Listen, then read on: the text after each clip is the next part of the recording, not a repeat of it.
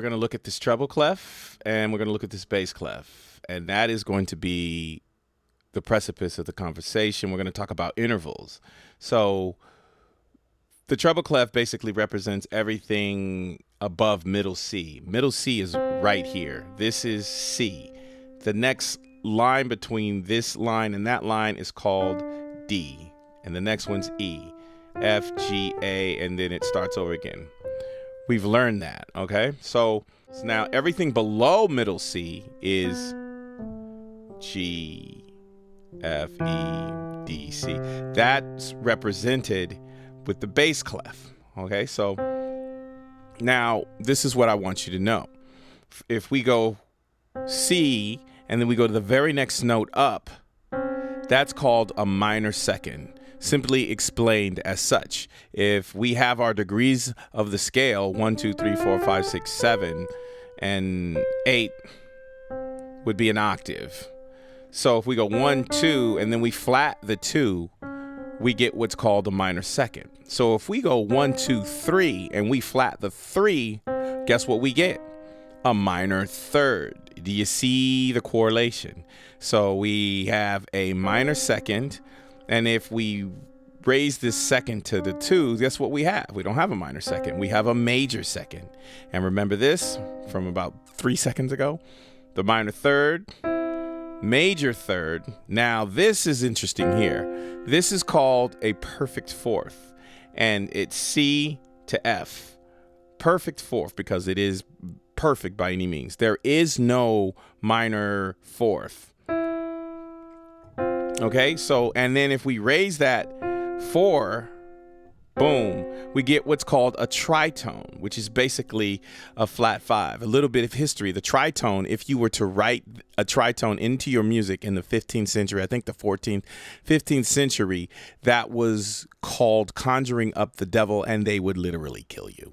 They would also kill you for writing this, a perfect fifth, but if you wrote this perfect fifth with another perfect fifth, that's called parallel fifths, and they would kill you for that too.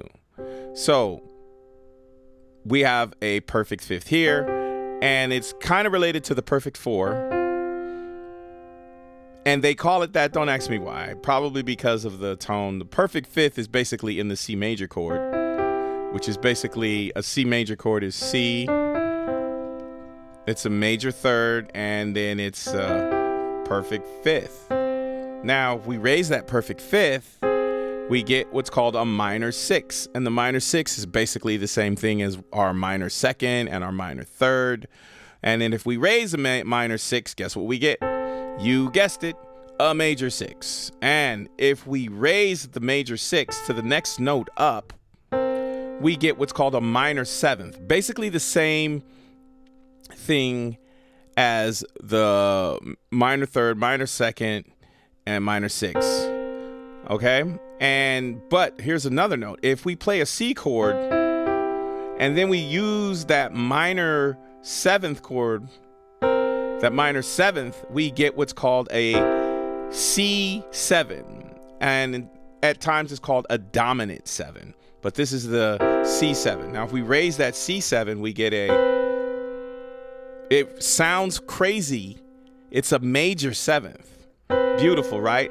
However, if we add the C chord with that major 7th, guess what we have? If we play C, E, G, and then the 7th, we get this. Ooh, all of a sudden it's happy. It's like this E and this G just corrected the 7th. And then we have our C chord, which is an octave. Those are the intervals that are in pretty much every single chord you will ever play in your life.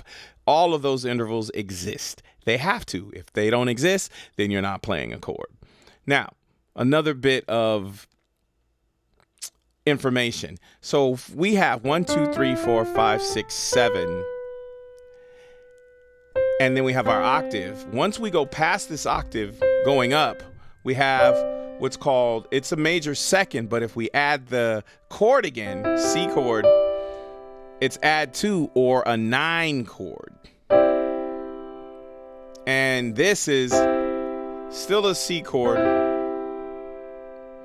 Oh, I got it. Or a 9 chord. So this is a 9 chord. But if we use the dominant 7, based off of the dominant 7, now we have a 9 chord. That's a C9. Now, if we play that dominant 7 against the E on top, this is C major third, but it should be, oh, that's 11th, because this is 9, 10, 11. So basically, what we're doing is we're going up 6, 7, 8, 9. This is a 10, but basically a 10 is the same thing as a C because it's in the same chord. But if I were to add this chord right here, now that's an 11. That's the, yeah. So if you play a C chord here and you repeat any of these chords up top, it still makes it a C chord. It is when you go to the other notes that we get